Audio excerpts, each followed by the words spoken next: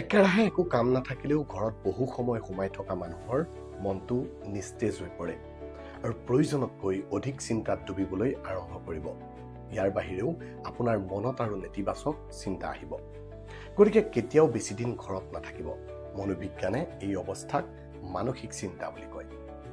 বেছি সময় ঘৰত থকা বেছিভাগ মানুহেই শাৰীৰিকভাৱে এলেহুৱা নহয়, তেওঁলোক মানসিকভাৱে ক্লান্ত।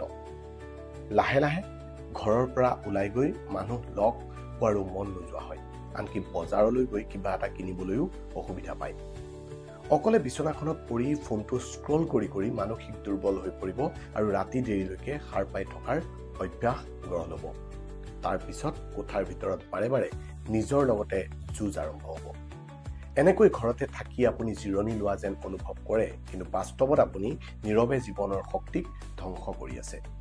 একমত হলে ভিডিঅ'টো এনেকুৱা কোনোবা এজনৰ লগত শ্বেয়াৰ কৰক যাৰ এই ভিডিঅ'টোৰ প্ৰয়োজন।